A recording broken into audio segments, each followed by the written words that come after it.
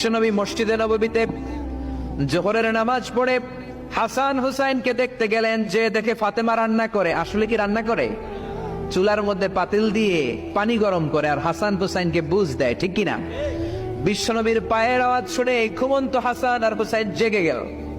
দৌড়ে এসে নানাজিকে ঝাপটে ধরে ডেকে বলে, নানাজি গতকাল কেন দেখতে আসলেন না?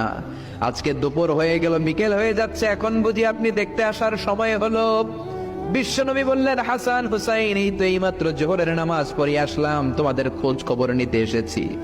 হাসান আর হুসাইন বলল, কি খোঁজ খবর নিবেন? খোঁজ খবর নেওয়ার আগে একটা বিচার করে দেন। বিচার? আপনি তো আহকামুল হাকিমিন, সব চাইতে বড় বিচারকের সব চাইতে বড় নবী, ইনসাফওয়ালা নবী। আপনার কাছে বিচার দিয়ে কেউ কোনোদিন বিচারে ঠকে নাই, ঠিক কিনা? আপনি একটা বিচার করেন। বিশ্বনবী বললেন, কিসের বিচার? হাসান বলে, নানাজি আপনার মেয়ের নামের বিচার, ফাতেমার নামের বিচার। বিশ্বনবী বললেন, ও হাসান, আমার মেয়ে ফাতেমার আবার কি বিচার? কি অপরাধ আমার ফাতেমার? হাসান হুসাইন চোখের পানি ছেড়ে দিয়ে ডেকে বলে, নানাজি আপনার মেয়ে আমাদেরকে খাবার দেয় না কেন? খাবার দেয় না কেন? বিচার দিলাম, গতকাল সারাদিন বলেছে রাত্রিবেলা খাবার দিবে, রাতে খাবার দেয় নাই। আমাদেরকে বলেছে তোমরা ঘুমিয়ে যাও, আমি রান্না করি, সকালে দিব। ঘুমিয়ে গেলাম, সকালবেলায় খাবার চাইলাম, আপনার মেয়ে ফাতেমা তখন আমাদেরকে খাবার দেয় না। দাদা, আমরা ছোট্ট দুইটা মানুষ ক্ষুধার জ্বালায় বেহুশ হয়ে যাই, আর সহ্য করতে পারি না, আপনার মেয়ে খাবার দেয় না।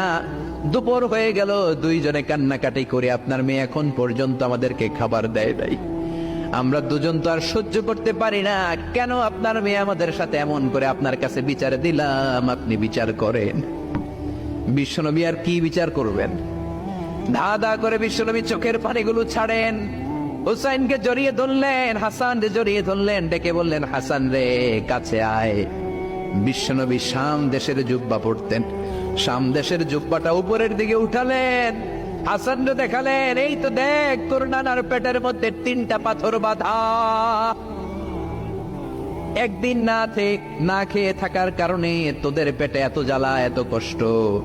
আমি বিশ্বনবীর পেটে গত 3 দিন যাবত কোনো দানা পানি পড়ে নাই। আমি বিশ্বনবী তো না খেয়ে আছি রে হাসান, আমি তো 3 দিন না খেয়ে আছি, আমার পেটেও তো কিছু নাই। নানাও কাঁদলেন, নাতিও কাঁদলেন, পুরো পৃথিবীও কাঁদলো, ঠিক কিনা? ওই কঠিন ক্ষুধার দিন, ওই কঠিন দুর্ভিক্ষের দিন বিশ্বনবী যদি তার স্পেশাল দোয়াটা করতেন, জান্নাত থেকে জিব্রাইলকে দিয়ে খাবারের বস্তা পাঠিয়ে দিত কে? ওই দিনও বিশ্বনবী দোয়াটা করে নাই।